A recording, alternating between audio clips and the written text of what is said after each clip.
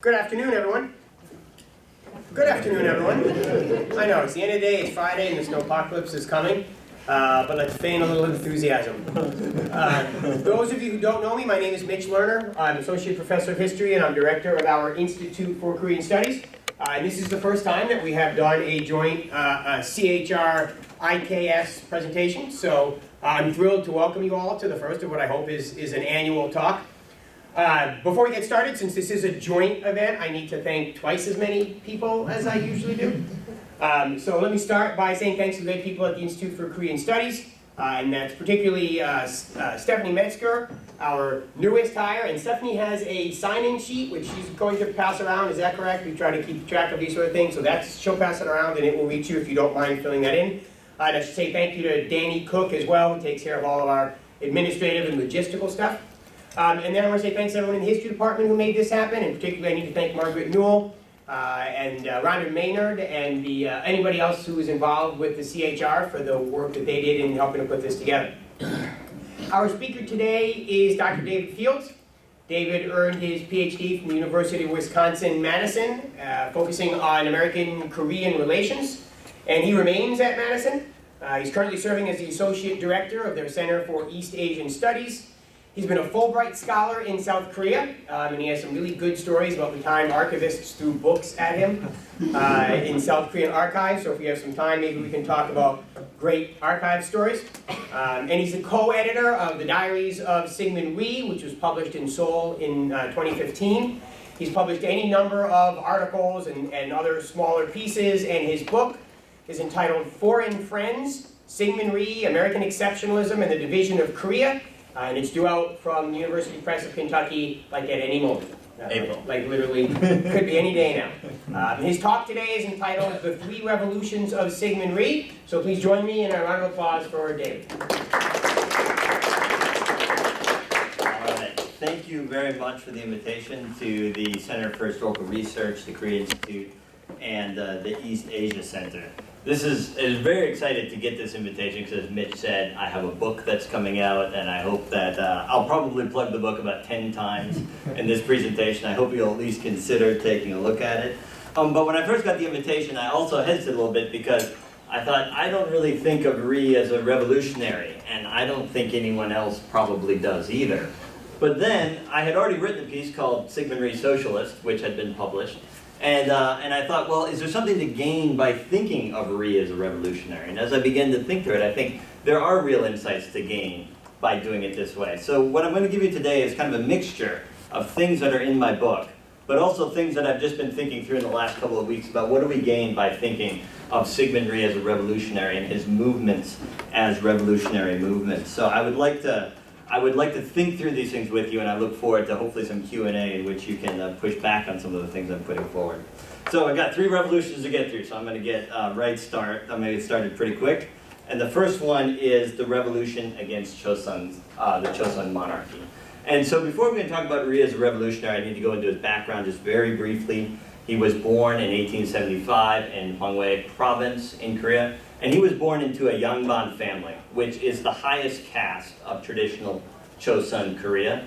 And that is roughly equivalent to being a noble if you're thinking in terms of European society. But just because you were a Yangban did not mean that you were wealthy. It did not mean that your family had any influence. And that was the case with Rhee's family. So his father was very profligate, liked to do a lot of drinking, a lot of traveling around. And so he actually grew up not impoverished, but definitely on the poor side for a Yangban. And one of the reasons his family was poor was because for several generations they had not produced a male heir who could pass the state civil service exam and join the bureaucracy. And because they had doing that, they were in danger of falling out of the bureaucracy. So from the time he was about 8 years old, he was studying to pass this exam called the Kwago exam. And this was how he was going to advance. All that changed in 1894 after the Sino-Japanese War. I won't go into the details, but the Sino-Japanese War ends up with the Japanese imposing a reformist government on Korea, and one of the things they do is they abolish the civil service examination. So this exam that he's been spending from the time he's 8 till he's about 19 trying to pass is no longer an option, and he has to find a new career path. And so what he does is he enters what's called Ph.D. Middle School in Seoul. And this is a missionary school. It's founded by American missionaries. But at the time it's founded, they're not allowed to proselytize. So it doesn't have a religious education, it has a technical one. So he's learning things like the sciences, he's learning English, and also trades like how to run a printing press, which ends up being very important for him. Now this school has both American faculty members and Korean faculty members. And the Korean faculty members have a much stronger influence on Rhee. In particular, a man named Philip Chosun, or Soje-pil. Now Chosun had been a student reformer himself. He was involved in a plot that attempted to overthrow the monarchy in the 1880s. He gets exiled to the United States, but he comes back for this brief period in the 1890s to be a teacher at Pj. And it's really under Chosun's teaching that Rhee becomes radicalized. He does not become a Christian at Pj, much to the frustration of the American missionaries there, but he becomes a political radical by hearing Chosun teach about things like religious freedom in Western societies, political rights in Western societies, sewer systems, clean water, these sorts of things. Rhee begins to wonder, why can't we have these things in Korea? And then he and the other students at Pj began to demand them. And it starts with a newspaper. He founds a newspaper at Pj Middle School, printed on the school's presses, that begins debating these issues of how can we get this government to reform. It goes from there to a debating society. He founds Korea's first debating society. And eventually these events are so popular that they move outside of the school into the squares in Seoul and begin attracting thousands of people. He graduates in 1897 and he's offered the opportunity to give the commencement address. And in this address he calls very clearly for the Korean government to reform and warns that if reforms do not take place, Korea is probably going to lose its independence. There were many Koreans who saw this at the same time. After graduation, he was invited to join another group founded by Philip Chosun, which is called the Korean Independence Club. And this is kind of confusing because the Korean independence movement actually starts while Korea is still an independent nation. But everyone can see just what a decrepit state the Chosun government is, that they sense that Korean independence is soon to be lost. So Rhee is invited to join this club despite the fact that he's very young, despite the fact that he's never served in government. Most of the other members of the club have served in government and have been educated abroad. Rhee is none of those things, but what they recognize is he is an incredible public speaker. And it was really his debating society at Pj that got him on the radar for the Independence Club.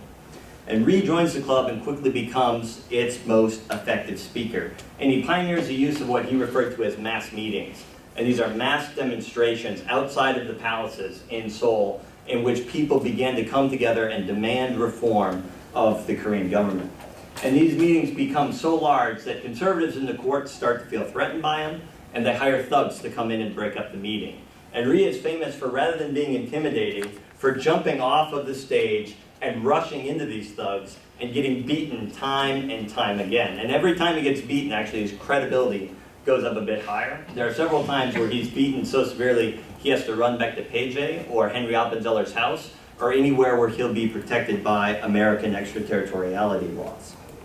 Now, as these meetings continue to grow, Rhee becomes more and more radical in what he's demanding, including the creation of a national assembly that will have to co-rule with the Korean monarch, or at least the creation of a privy council that will have some sort of governmental function in Korea. And his increasing radicalism starts splitting the leadership of the club. Philip Chosun eventually returns to the United States, says that this is getting out of hand. The American missionaries are becoming very uneasy with what he's doing because, after all, he's not a Christian. He's becoming a radical, and he's using their property to protect himself. And they see that their entire enterprise could be called into question by this. But Rhee has a wonderful line in his diary. And what he says is, while everyone, including my father, was urging caution, the crowds were following me. So he's beginning to get a bit intoxicated by the power he has. And in 1898, he actually successfully forces the Korean government to create a privy council of which he is a member. And one of the first things he does as a member of that privy council is such a political miscalculation that even his ardent supporters in Korea this day have a hard time explaining why he would do this. But he demands the recall of a number of Korean reformers who had been exiled, including one Park Hyung-kyo, who's in exile in Japan, who had previously been involved in an attempt to assassinate Queen Minh. Now, if you know your Korean history, this is not the attempt that actually gets her in 1895. This is a previous one in 1894. And when he orders the recall of Park Hyung-kyo, Immediately, the emperor orders the club disbanded and everyone who had any part in it to be arrested. And more importantly for Rhee, political support for the Independence Club evaporates overnight. This is such a radical decision that he makes. So Rhee is actually able to evade arrest for a couple of weeks. He runs to Ph.D. and stays on the school grounds. He takes a very ill-advised trip off the school grounds and is promptly arrested. Initially, he's treated as a political prisoner by the Chosun monarchy. Missionaries are coming every day to check on him, to make sure he's not being tortured, make sure he's being taken care of. And he would have been fine, except he's truly a political radical. And after about 6 weeks, he manages to get a supporter to smuggle him in a gun, and him and an accomplice break out of jail, shoot a guard in the process, and are arrested in about 5 minutes. And he's brought back to jail, but this time he's not a political prisoner, he's a common felon. He is tortured daily for 6 weeks. He's probably going to get the death penalty. It's through the intercession really of American missionaries and supporters in the court that he gets a life sentence instead of a death penalty, which in late Chosun prisons was essentially a death penalty deferred. Was a death penalty deferred. But thanks to the support of his foreign friends, he is able to survive this period. They give him food, they give him medicine, they give him clothes to keep from freezing in the winter, and he ends up spending 7 years in prison. And what he does in prison is what all revolutionaries seems to do, and that's he studies a lot and he writes. So he polishes his English. He'd already learned English somewhat at Page. He comes out of prison speaking excellent English. He actually starts the first Korean English dictionary. He gets all the way to the letter F in 7 years. And he converts to Christianity, much to the delight of his American missionary supporters. He also writes a book, and it's his political magnum opus called Dongguk Cheongshin, or The Spirit of Independence. And like all revolutionaries, it seems, he comes to the conclusion in prison that his movement failed, not because of his fault, but because of the people's fault, right? They were not ready for what he had for them. And he devises a new strategy for regaining Korean independence. Part of which is that violence is going to be useless. The Koreans are too weak to defeat their own government. They're definitely too weak for the Qing, too weak for the Russians, certainly too weak for the Japanese. So we have to find some other way to do this besides violence. And the strategy he comes up with is what I call education from within and protection from without. So we need to educate the Korean people. They need modern, Western-style education, and they need to develop a sense of nationalism, to understand that being Korean is more about loyalty to the monarch, it's about loyalty to the nation as a whole.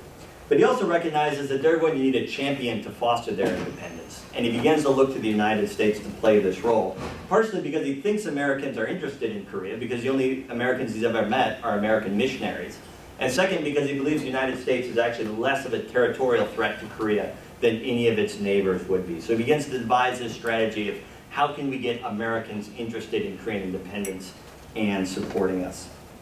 As an example of what he wants to accomplish, he cites the Poles, the Polish people. By the time he's writing, the Poles have been stateless for over 100 years, but yet their nationality is widely recognized. And Rhee's saying, we're going to lose our independence very soon, but what's important is that we keep our nationalism alive and we keep on the radar of other peoples around the world.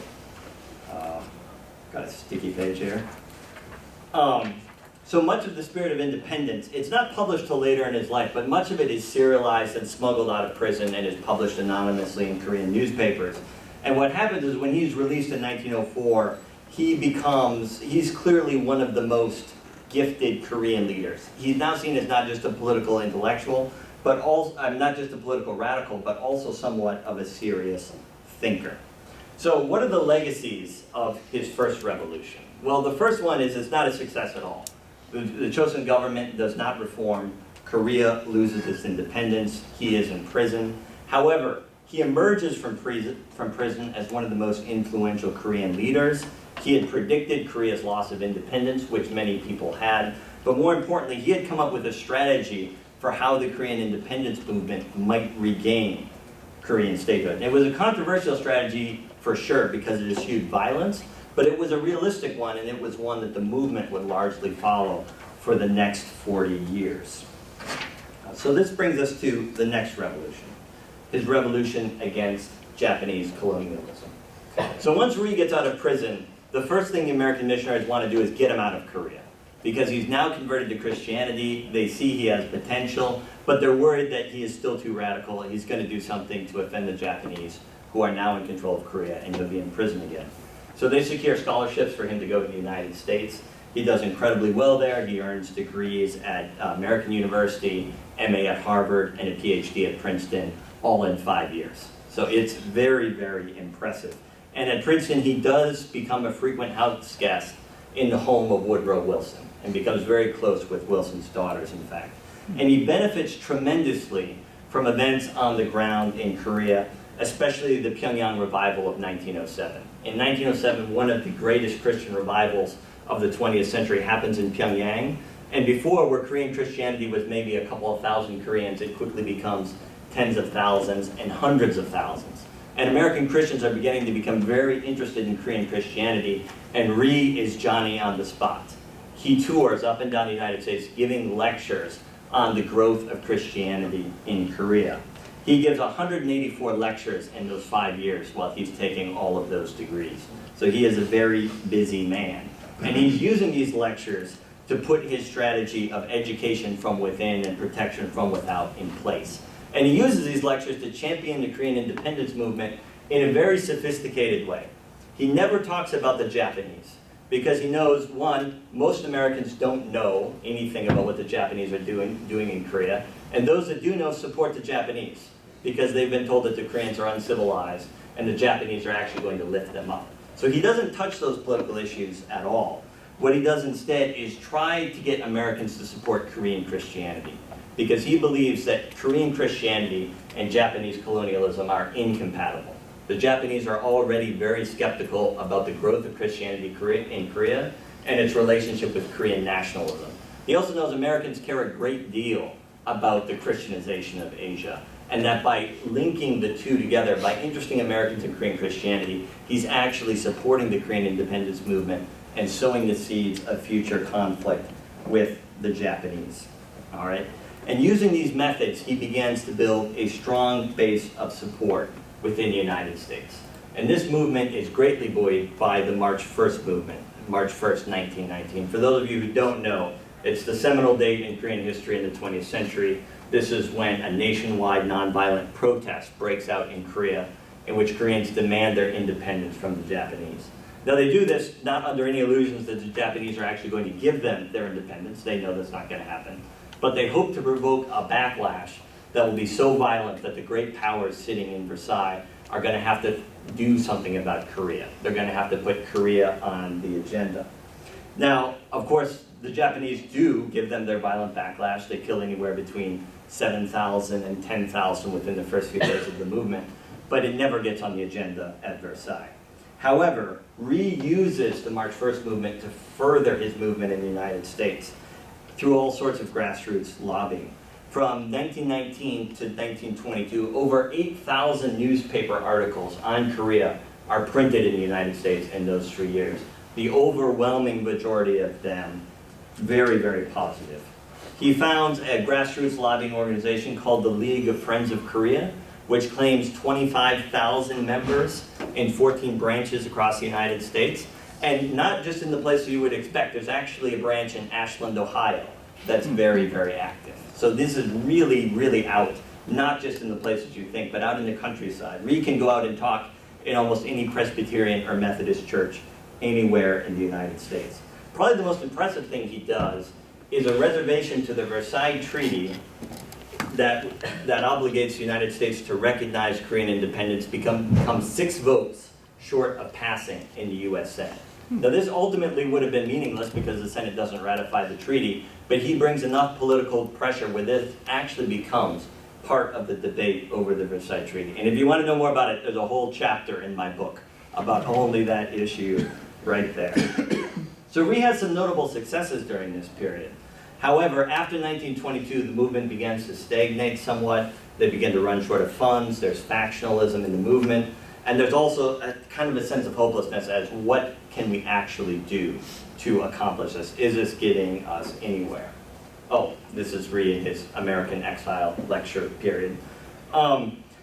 But when Japanese began invading Manchuria and China in the 1930s, Rhee is far from the only one who sees the possible seeds of a conflict with the United States. And so he moves back to Washington in 1939 and 1940 and begins writing his second book, which is Japan Inside Out. And in this book, Rhee warns Americans that conflict with the Japanese is inevitable in his opinion, unless the Americans begin to mobilize immediately and show a willingness to confront the Japanese. He blames the United States actually for the entire political situation in East Asia.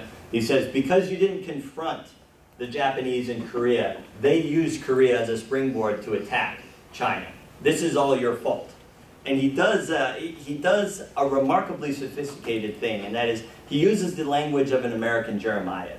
And he tells this generation of Americans that you are way more self-centered and less moral than the generations that came before you. Not the generation that sent hundreds of missionaries to Korea and thousands of American missionaries to Japan. He talks a lot about the founding fathers and about how the Americans are not living up to the ideals that the founding fathers had. He refers constantly in the book to the spirit of '76. Now this book goes through 2 printings in 1941. 2 printings prior to Pearl Harbor. So when Pearl Harbor happens, after this book is published, you can only imagine how delighted Rhee is, and how he is more than happy to play the role of spurned prophet as he is touring around the United States. And he gives the same speech over and over again, in which he says, we Koreans, the first victim of Japan's insane march of conquest, do not wish to say in any recriminatory way that we told you so, but we did.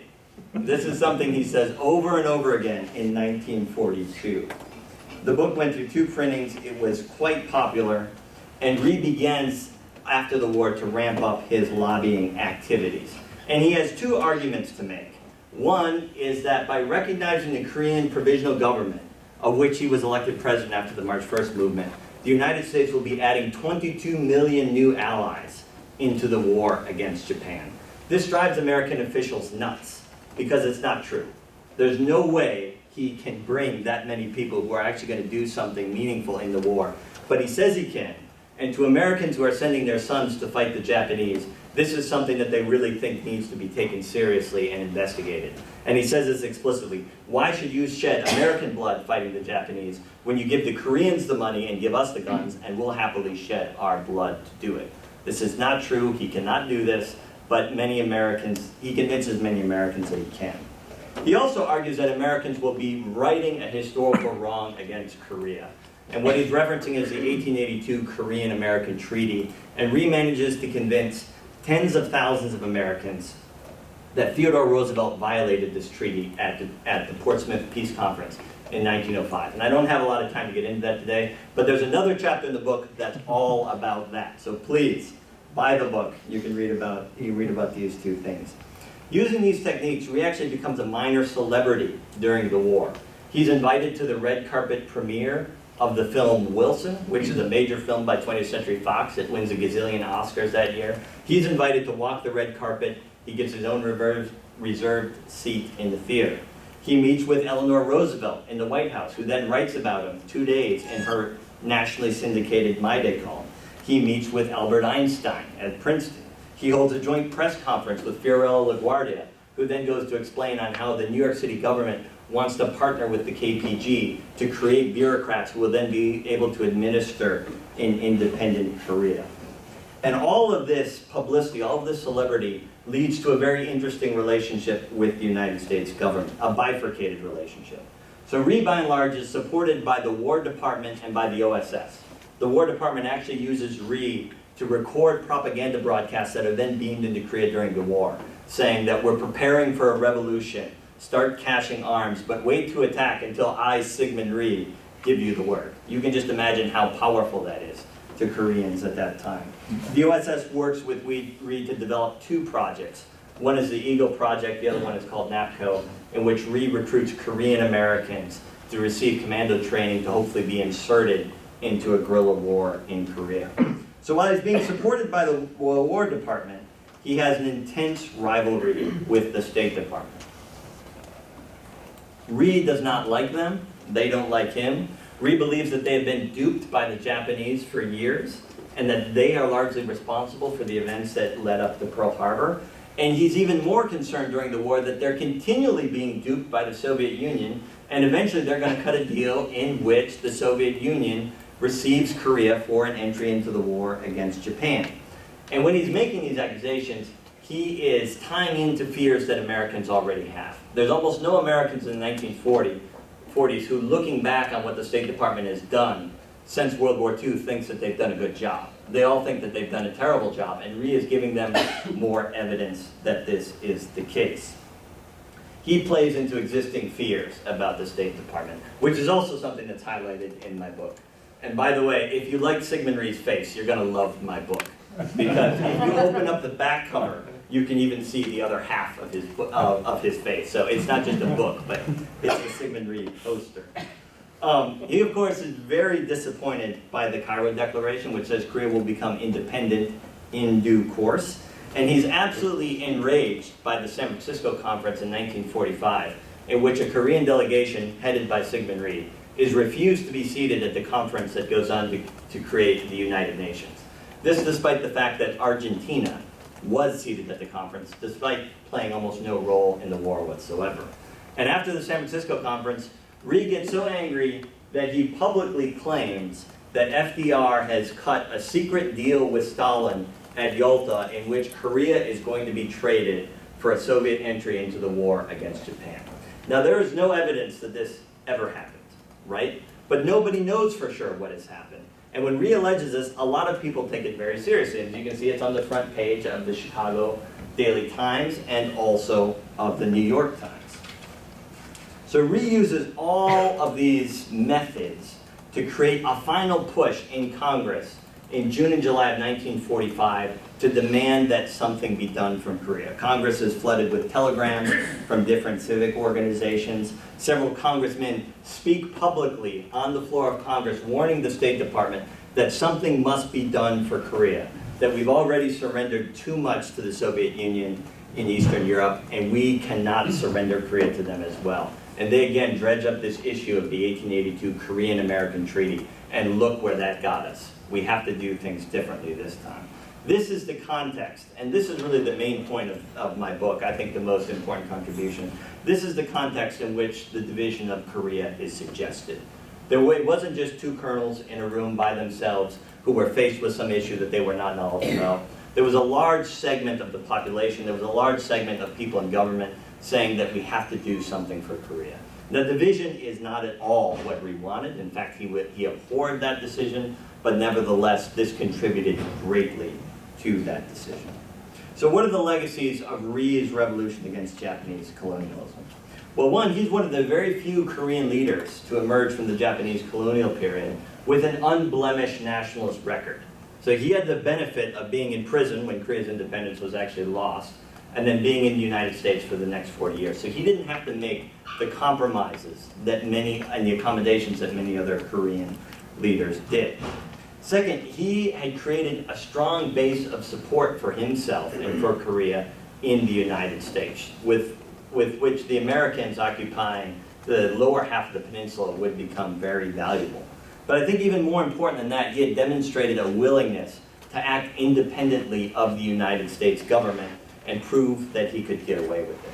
He's shown way more independence than any of the Korean leaders in China or the Soviet Union. Kim Koo is never able to denounce Chiang Kai-shek the way Syngman Rhee denounces FDR. And you can bet Kim Il-sung is never able to denounce Joseph Stalin the way Syngman Rhee just denounced FDR. So Rhee has already proved that he can pioneer strategies by which small countries like Korea can resist and to a certain extent carve out a space of autonomy in their relations with great powers like the United States. So, final revolution, the revolution against communism. Now before we can get into this, we just need to go into a little bit background about Rhee and communism. Because there's one thing everyone knows about Syngman Rhee, it's anti-communism. And there's no doubt that after 1946, his views on communism are very negative and they're very deeply held. But actually for the vast majority of his life, he was not doctrinaire on communism at all. Now, most explicitly, his thoughts on communism are published in 1923 in an article called 공산당의 당부당, or Communism, Right and Wrong. And in this article, he explains what he likes about communism and what he doesn't like. What he likes is he likes the idea that society should be more equal. He likes the idea of the abolition of caste systems. He likes a lot of the economics of communism. What he doesn't like is he does not like communist antipathy towards religion, which he thinks is very important, and their opposition to nationalism, which he thinks is essential. But at the end of the article, he says none of that really matters. What matters is, does communism help the Korean independence movement or doesn't it? And if it does, we should all become communists immediately. If it doesn't, then we should have nothing to do with communism. And he proves time and time again that he believes this. So for his first publicity agent in the United States, he hires a man named Lawrence Todd, who is not only a communist, but he's an ardent supporter of the Bolshevik Revolution. He will actually go on to be the head of the Soviet TASS news agency in Washington well into the 1950s. In 1933, Rhee takes a trip to the Soviet Union, to Moscow, seeking aid for the Korean independence movement. Now, he's turned down almost immediately, but there's no doubt that he would have accepted that aid if it had been given to him. Rhee's one ideological commitment, I believe, for his whole life is Korean nationalism. And what will be helpful to Korean nationalism? How can he use an ideology to ensure Korean independence? Everything is subordinated to that. And Rhee continues to show this kind of flexibility even after he's returned to Korea in 1945. One of the first speeches he gives when he's on the ground in October is, I understand that many of you are supporting communism, and I support communism myself. I love the economic aspects of communism. What I don't like is I don't like how the Soviet Union is trying to use communism to subvert its neighbors, including us. So I'm fine with the economics of communism. It's a Soviet domination that I really fear. And he begins to try to sap the energy of Korean communism through leftist policies and also through indiscriminate violence. So I'm going to go through these very briefly. On the policy end, in 1946, he puts forth a political platform on which he's hoping to govern if he becomes president. And these includes things like to inaugurate state supervision of all commercial and industrial enterprises alike, and to ensure the fair treatment of consumers, traders, and workers, to redistribute all confiscated agricultural lands to small farmers in accordance with their capacity to work them, to break up large private estates and redistribute them to small farmers, to make the tax system more progressive, to implement unemployment and social security insurance, to establish state control of medicine, and to provide adequate health facilities for the benefit of all workers. This is just a few of the planks in his political platform. Many of these ideas make their way directly into the 1948 Constitution of the Republic of Korea. And when the State Department asked two Americans, Paul Dahl and Charles Pergler, to go over the Constitution and let them know what they think, they both said, well, he's just created a socialist state in South Korea. This is modeled on the socialist states of Europe. So he implements a number of these leftist policies.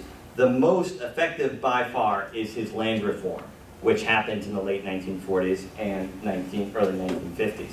And his land reform is often very poorly understood. And one of the reasons is that it takes so long. And it takes so long because Rhee did it through a legislative process, not through fiat. And also because the state actually purchases the land from the landowners, and then the farmers over time repay the state for that land. So many people have criticized this as saying, well, this is conservative land reform compared to what they did in the North, which was radical land reform. And there's really something to be said by this, but you can really look at this two different ways, right? You can look at it at the end of Rhee's land reform. These people now own the land. They own physical land. They are not tenants. Where at the end of the DPRK's land reform, these people are essentially tenants of the state. They don't own the land. They still have to pay very high taxes in agricultural produce. So it takes a long time, and it's a little bit messier, but I think the results are probably even more radical. Rhee's land reform fundamentally changes Korean society. In 1945, 2/3 of all the arable land in Korea was owned by just 3% of the population, and 80% of rural Koreans own no land at all. By 1957, that situation had nearly reversed. 88% of rural Koreans owned their own land. So with land reform and with socialist policies, Rhee was able to co-opt much of the energy of Korean communism. He did this by compromising with economic and policy issues, and then the other part of this was substituting the internationalism of communism with Korean nationalism. Korean nationalism was the most popular political force in post-liberation Korea, and Rhee recognized that. Where the communists were still pushing the idea of internationalism, they were in favor of trusteeship because they were ordered to be so. Rhee said absolutely not. Korean nationalism is the most salient ideology.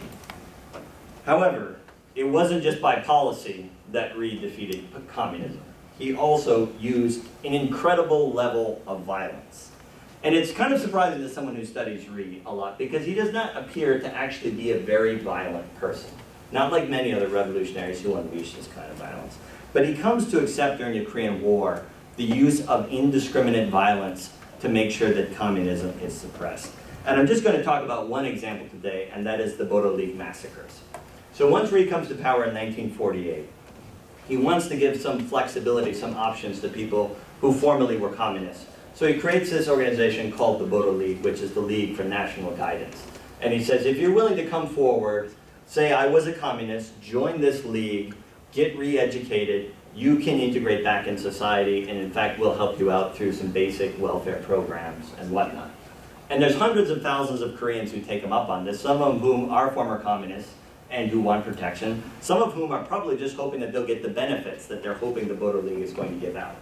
And what this league actually ends up becoming is it becomes a very, very long list of names of people who are potentially politically unreliable in case there is an invasion from the north.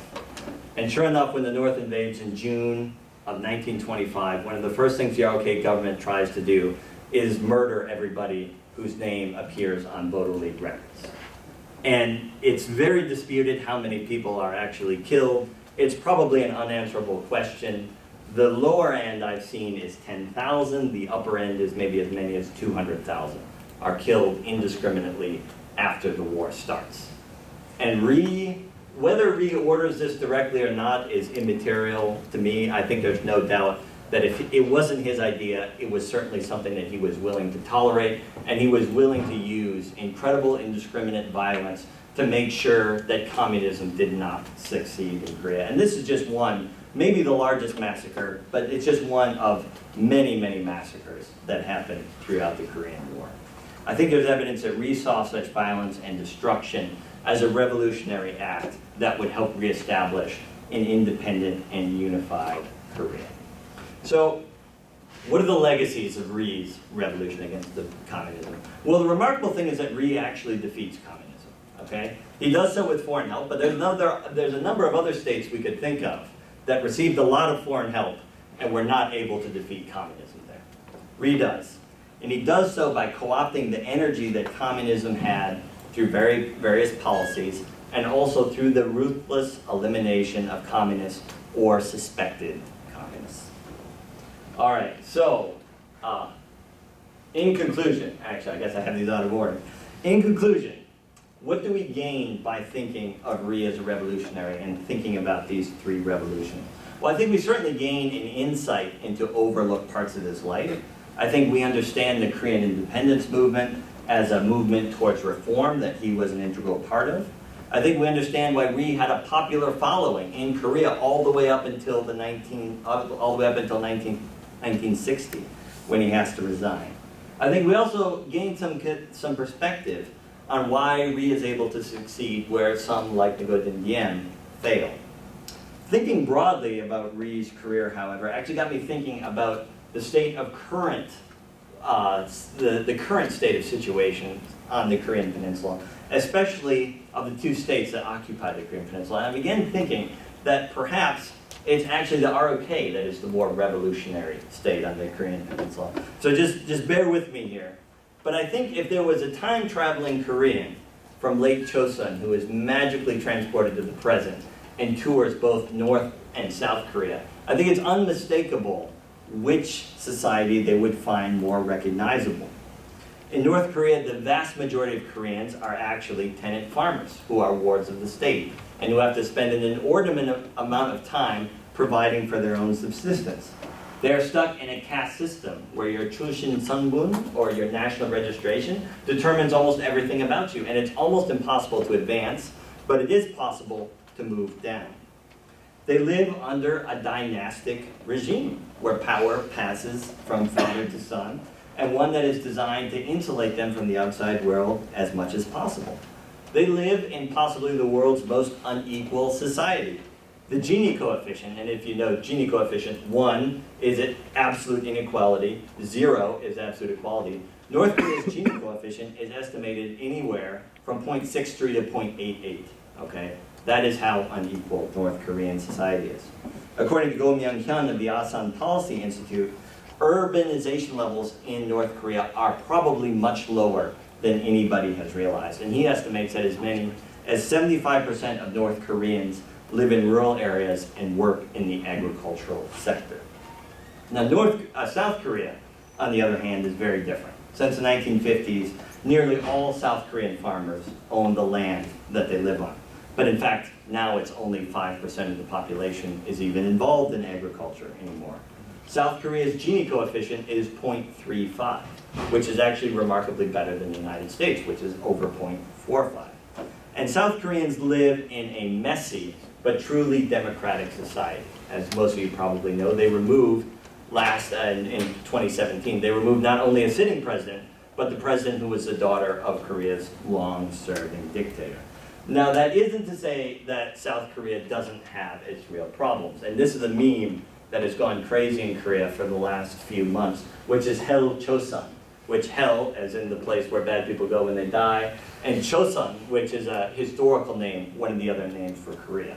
There's a number of problems in South Korea, but still there is little doubt that North Korea today looks much more similar to the late Chosun kingdom than South Korea does. So I think actually South Korea may be one of the most revolutionary states in the 20th century in terms of where it started and where it ends up. And these changes are surely not the story of one man alone. They're not even the story of the Korean people alone, right? The Chinese, the Americans, the Soviets, the Japanese all play a major role in Korea's 20th century history. But many of these changes that fundamentally remade Korea, or at least the southern half of the peninsula, began with Syngman Rhee. And I think that when we think of him as a revolutionary, we can see the changes on the Korean peninsula and the two states that occupy it in a new context. Thank you very much.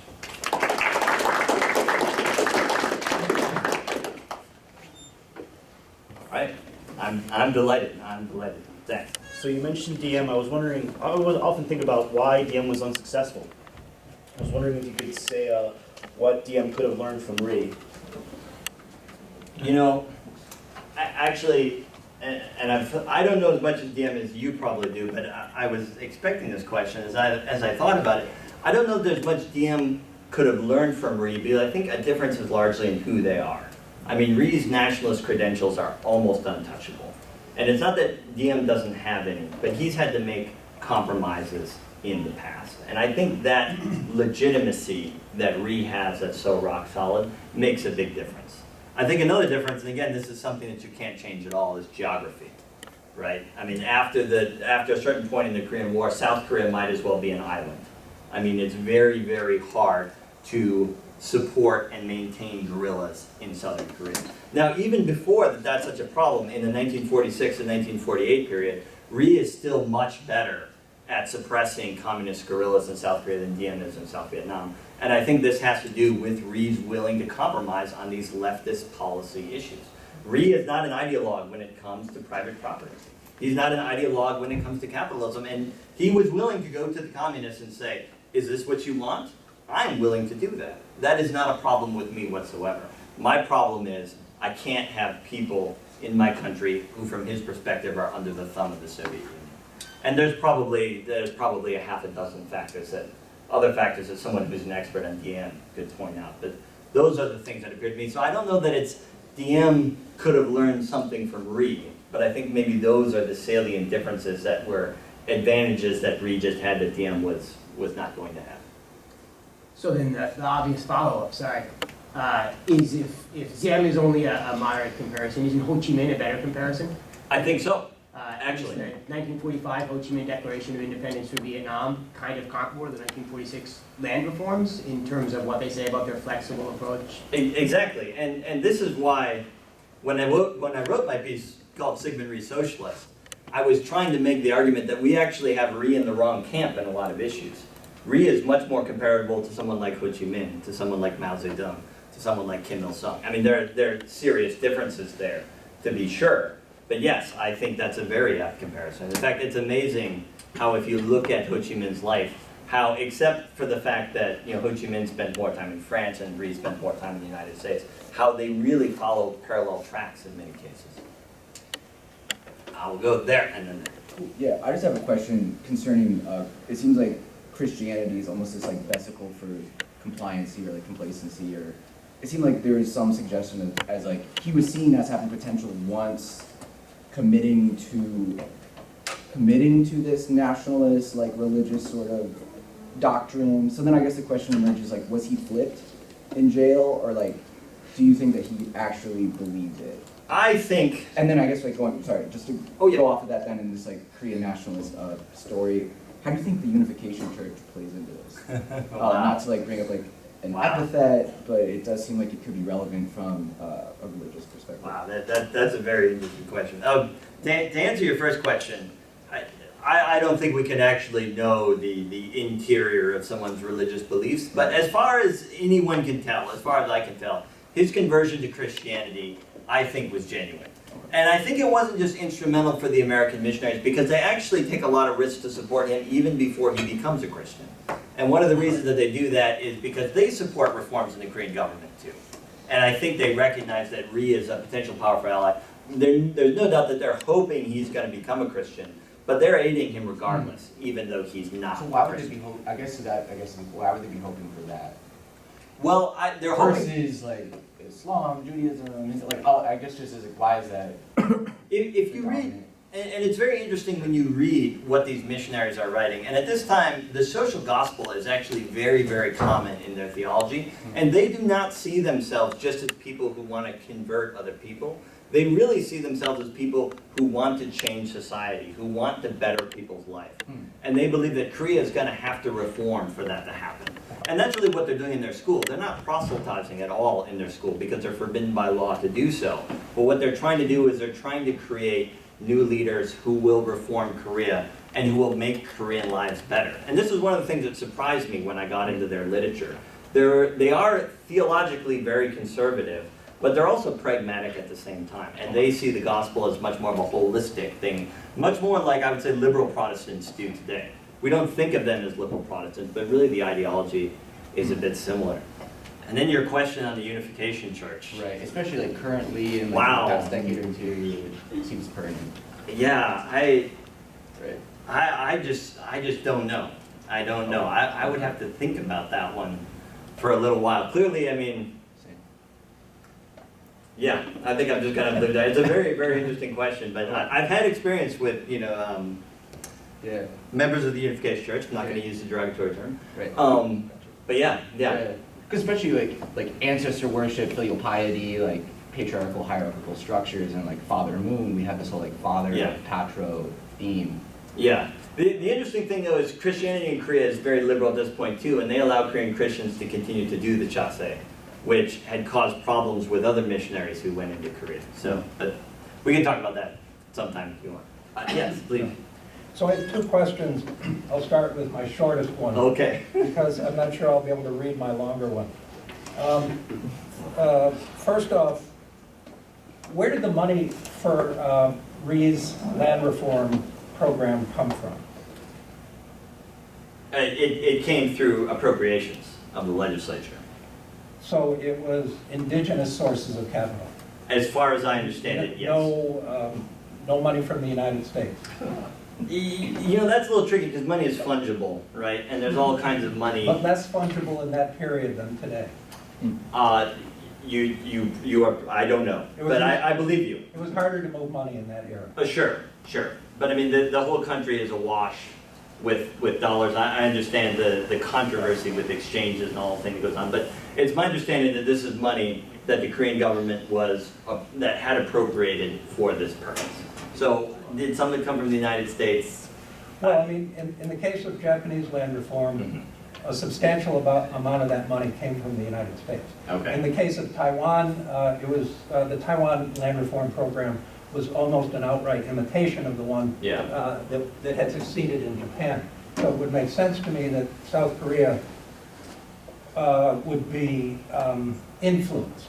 Considering that the South Korean government is just incredibly dependent on American aid of all kinds, you're probably right, one way or another. I don't know that there was a fund set up for Korean land reform, but one way or another, I mean, the United States government is heavily underwriting the ROK government in those early years. And of course, there was Japanese-held land. Yes. Yeah. Now that's redistributed actually by the American military government even before the creation of the ROK, which upsets Rhee because that was the easy one to do. That was easy. The redistributing Korean lands was much harder, and so the American government did the easy thing before they left, and then he is left with the much harder task of taking land away from Koreans. Okay, so let me move on to my Yeah. second question. Towards the end of your discussion of his anti-Japanese revolution, you mentioned Kim Gu and Kim Il-sung, Yes. which is what prompted this question. So overseas education, fundraising, and organizing was a widespread phenomenon among East Asian revolutionaries in this period, Chinese, Korean, and even Japanese. So did Rhee interact with other well-known activists, Korean or otherwise, when he was in the United States, or did he operate pretty much in a religious sectarian and U.S. government context? No, he interacted very much, especially with the Chinese. So Wellington Koo was a good friend of Rhee, and Wellington Koo is showing up regularly in Rhee's diary as having appointments. And he actually spent, I didn't have time to talk about this, but in 1933, he spent almost a year, about 10 months, in Geneva at the League of Nations, where he is hobnobbing with every nationalist he can find, Czech nationalists, Polish nationalists. So yeah, but I would say he works most closely with the Chinese for sure, and in some ways piggybacks on what's already a lot of American interest in China. Pearl S. Buck is another big supporter of Rhee in the 1940s, and she actually writes a review of Japan Inside Out, where she basically says, this is all right, and our generation is a disgrace. And thank you, Mr. Rhee, for pointing this out. We have got to do better about this. And she ends up hosting a number of Rhee's lecture tours around the United States. So yeah, he's definitely clued in to both the religious communities, but also this broader East Asian nationalist community. Okay, but the example you gave, one of them was an American, and then the other one was a diplomat for the Nationalist Party in China. Sure. Were there activists that he interacted with? I don't think you could call Wellington Gu an activist. Possibly Pearl Buck. I mean, he's involved in all of these communities. So there's a whole community of Korean independence activists. Rhee is the most famous one, but there's a whole number of other people. He actually works very closely with Kim Koo. There's Chinese activists as well. Okay. Oh yeah, he and Kim Koo, yes, they're frenemies would maybe be the best way to put it, but during the 1940s they're cooperating very well. So yeah, he does have, one of the most interesting connections is his connection with Aino Malmberg, the Finnish nationalist, which goes back to the 19-teens, which blew me away when I found that out. But she's actually his inspiration for a number of things that he does in 1919, like the Korean Liberty Conference in Philadelphia in 1919. It's directly inspired by Aino Malmberg. Thanks very much for a fascinating talk. Yes. Oh, yes, thank you very much. You know, today is the extension of the time that, you know, you're focusing on, and Korean society is very, very divided. Yeah. And pro-North, sort of leftist people, they just want to annihilate Lee Syngman and also Park Jong-hee with passion, with all the intrigues and everything. And why do you think? I mean, you know, if we can sort of pin down exactly what is it that you would like, you know, to have as a result of that kind of annihilation. And my second question is, the communism apparently has not died out in Korea, and it's come back, and people are very worried about this. And if you have some wisdom, if you were to tell the Korean people, some advice, I would like to hear that. Oh, I don't know that I want to be giving. I don't know that I want to be giving advice to the Korean people, other than, and so when I speak in Korea, I usually end up speaking to two groups: people who love Syngman Rhee, people who absolutely hate Syngman Rhee. He is a very, very divisive figure, and what I always tell them is, I don't care whether you love or hate him, just love or hate him for the right reasons. Okay, there are good reasons to hate Syngman Rhee. One of them. A not good reason is to say that he was a Japanese collaborator, which people on the hard left in Korea will sometimes allege, and there's nothing to that at all. But the Gochang massacre, the Bodo League massacre, the fact that he held on to power way too long, these are reasons in my mind, these are mistakes that Syngman Rhee actually made. And then there's also, I think there's really good reasons to like Syngman Rhee. And I don't think the reasons are necessarily that he put the Republic of Korea on the path to where it is today. He was instrumental in that, but he also almost took him off that path as well. But I think what you can really like about Rhee is just his dogged nationalism, the way he was never willing to give up, the way that he was willing to stand up to the American government, the way that he was willing to act on what he thought was his own impulses of what was best for the Korean people. So I always tell people, it's okay to hate Rhee, it's okay to love Rhee, just make sure that you're hating him and loving him for the right reasons. So I think that's what I would say. I always encourage Koreans to go at Rhee with an open mind, right? Forget all this about anti-communism, forget all of this about Japanese collaboration. Go back to the documents. What did Rhee actually say and what did Rhee actually do? And unfortunately, part of the problem with this is that too many of these documents have been locked up for too long and people have not had access to them. And I think that's why so little scholarship has been done on Rhee, because scholarship thrives on documents. And if there's no documents, it's hard to do anything. And so I think the people who actually think that they can manipulate Rhee's legacy by controlling documents are actually doing a huge disfavor to his legacy, for good or for ill. Yeah, to go back to 1919, I was reminded of Ares Manila's Of course. study of the Wilsonian moment, a moment which is basically, in a nutshell, this idea that Wilson only intended national sovereignty for white Europeans rather than the global world, but that nonetheless peoples across the globe appropriated the intellectual good of this language of self-determination. And looking at your speech and maybe your book one day, Please. It seemed that you are subtly riding against the grain in that sense, that you are putting much more onus, much responsibility on Rhee and also the large intellectual tradition of independence among the Korean people, rather than Wilsonianism, which was what pushed to shove this in 1919, which really flipped over Korea and inspired this major revolt, so to speak. I see what you're saying. I don't really think of myself as writing against that, because I think the Wilsonian moment was really something that pushed them to concrete action, right? The Korean independence movement was there. They wanted to do something. I think it wasn't clear to them entirely what could be done. And I think with the Wilsonian moment, all of a sudden these ideas coalesce into firm action, not just in Korea, but in Egypt, in India, all around the place. So I don't think of myself as critiquing or writing against it, but the one thing I will say is my work takes this argument a bit further. Because I feel like if you come to the end of Wilsonian moment, you think that when the United States drops out of the League of Nations, then that's it. When in fact, fascinatingly, Rhee turns against the League of Nations, and he's lobbying very hard for the US government not to ratify the League of Nations. And the reason that he does this is because he thinks once they ratify the League of Nations, that they'll be obligated to consider Korea as an integral part of Japan for the foreseeable future. And he thinks that that would be a disaster. So when he gets this resolution before Congress recognizing Korean independence, he's actually hoping to do that to kill the treaty. And he works very, very closely with the Irreconcilables, the group of 12 to 14 senators who are against the treaty under any terms whatsoever. So there's a section of my book where I call it Wilsonianism without Wilson. Because after Wilson fails to act on Korea, it's not that Wilsonianism is dead, but actually people like Rhee try to use the international impulse of Wilsonianism to kill the treaty. because they think it'll be better for them in the long term. They're really worried that it's going to bind the hands of the United States. So I don't really think of myself as writing against the grain of that book, but as just carrying the story a little bit further with this one particular group of people. Yeah.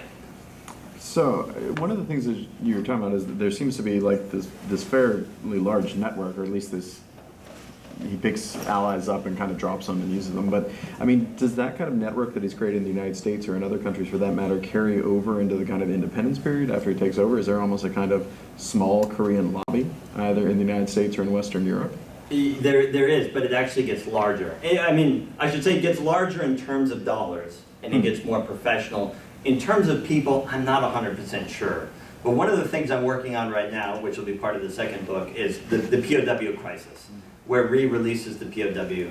I have literally several thousand letters of support that he gets from American people. I mean, the city of El Paso makes him an honorary conquistador for this. I mean, there's actually a U.S. representative that puts him forward for, it's not the Congressional Medal of Freedom, but it's something like that. I mean, he has former generals writing about him in the Reader's Digest, saying about how it was absolutely immoral to hand these people back to communists. I mean, Rhee played that was a high-stakes gamble, and he played it perfectly, and he did that thinking that the support for this move, this is going to piss off the U.S. government, but I've pissed them off 10,000 times by this point, and the support I'm going to get in the United States for doing this is going to be able to protect me, and he's absolutely right. And we know now, I mean, there were many officials in government who thought repeatedly about removing Rhee, and then came to the conclusion, one, he's too popular, two, what's going to come next if we remove him, we don't know, and three, there's a lot of people who actually like what he's doing, so we're going to stay the course. So yes, there's absolutely a lobby throughout the Korean War, and even going on much later in his life. I was wondering, when do you think that moment was crossed where he became too popular for the United States to consider messing with him? Because it seems like even before he takes up power and starts doing all this land reform, he's already doing things that should upset a lot of people in the American government. Yeah, it's when every other Korean leader they try to work with is either killed or dies. So they bring in Kim Koo. They hope he's going to, be a counterbalance to Rhee. He makes a few mistakes. He's not. They bring in Kim Kyu-shik, hoping he's going to be a counterbalance to Rhee. They find out he has no political support. They actually resurrect Philip Jae-sung, who is now about 130 years old, and they fly him back to Seoul, hoping he's going to be a counterbalance to Rhee, and they realize he can't. He's too old. They literally try to work with everyone else they can in Korea, only to find out that he has way more popularity and legitimacy than everyone else, and his political instincts were better. Right? Kim Koo, I don't know if you know too much about it, but if he had played his cards differently, he was probably the one person that could have rivaled Rhee outside of Cho Man-shik, who was placed under house arrest immediately by the Soviets. So there were other figures that they tried to work with, and they had to come to the conclusion eventually that Rhee is the only game in town. And Rhee was actually, there was assassination attempts on him several times. So history would look completely differently if a few bullets had found their mark. They found their mark with Kim Koo, they didn't find their mark with Syngman Rhee. But yes, they were constantly looking for alternatives to Rhee. So I would actually say it's support in Korea maybe even more than the United States that eventually makes him untouchable. The revolutions that you portray Rhee as having partaken in, it really seems like there's a dramatic destruction of traditional society, especially the Chosun dynasty, just in old political forms, old social norms, Confucianism, it all sort of is destroyed, and there are all of these independence leaders like Cho Man-shik or Kim Koo or Syngman Rhee or even Kim Il-sung jockeying for power, and they have a lot that they fight about, but it seems like they're all fairly against the traditionalism and against, I guess, the old way of doing things. And my question is, how was it that the Chosun and the old Confucian norms and whatnot were so discredited that they didn't really have much of a voice at this point? I think Japanese colonialism. I think there's a sense that it's humiliating that the Japanese colonized Korea without ever having to fight. And that's because the Chosun government was so inept, it was so corrupt, that they were not in a position really to even offer any sort of resistance. I didn't talk about the Sino-Japanese War, but the Sino-Japanese War happens because there's a peasant rebellion in Korea. They send a royal army to put it down. It's obliterated, the Chosun government has to call in the Qing come, the Japanese get nervous about the Qing, they intervene and end up controlling Korea for the next few years. I've never read any Korean nationalist who had anything but bad things to say about late Chosun Korea, and I think throughout this period there's a sense that that tradition has run its course, and now we're doing other things, which is so odd when you think about the situation in modern Korea today, where there is all kinds of emphasis on renovating palaces and connecting with this very, very deep history, but not wanting to talk at all about anything from 1905 to, let's say, 1988. We don't really want to examine that history. We want to connect with our deeper tradition. There's really been a sea change that's gone on, and I don't really have an explanation for that other than to notice it. But yeah, there's not Korean nationalists out there who are saying, let's keep the best of the Korean tradition and move forward. Most of them are saying, this is done. We need to move into the modern era. Which is another reason I think is quite radical, right? Yes? Yeah, Evan, it seemed like earlier you made a statement that one could either denigrate or praise the works of Rhee, but it was like something like, you said like nationalism ought to be lauded. I guess that wasn't exactly what you said, but it was like the nationalist angle of his work was a good thing. I'm curious where your motivations are. Well, what I'm saying is, I don't care whether you hate or love Rhee, just make sure that you hate him or love him for the right reasons, and do not think that he was a bad leader because somehow he was tainted by Japanese collaborationists. And this is in response to something that happened in Korea a few years ago, where this documentary came out called Baekneun Chunchaeng, all about Syngman Rhee. And what this documentary tried to argue was that Rhee was somehow collaborating with the Japanese because of this very obscure letter he wrote in 1919. There was not a shred of truth in it, but yet it was really grabbed on to Koreans who are medium to far left as examples to say, see, Rhee was really a traitor, and Rhee was spending this colonial period living high on the hog at the expense of other Koreans. And my response to that is, none of that is actually true. There are a lot of good reasons not to like Syngman Rhee, and I completely understand those, but if you're not going to like him, just like him for the right reasons. Like him because of facts, not because of something that's been trumped up by people who really dislike him. So that's what I was getting. And I think what you're saying with the nationalism, I was saying that's one thing that you can admire about Rhee if you want to admire him, is really his determination. And how when everyone else doesn't really see any possibilities for regaining Korea's independence, he keeps at it. And he keeps at it for 40 years. And it takes an immense toll on him. He's not living high on the hog in the United States. He actually, I think, has a fairly difficult life. And he keeps at it, and eventually he's successful. Yes? So how convinced are you that 1946 Rhee and his land reforms and all of the, I won't necessarily say pro-communist, but more pro-communist Rhee than we usually think of, how convinced are you that reflects genuine ideological principles as opposed to just political utilitarianism? Is there a sense that this is the best way to win over the Korean left in the nationalist struggle? In 1946, we're seeing the rise of left-wing parties in Western Europe. Might he be seeing that this is sort of the tide of the future, and a guy who has already embraced Christianity and American exceptionalism, is this maybe not just one more thing to embrace in the hopes of moving his country in the direction that he wants?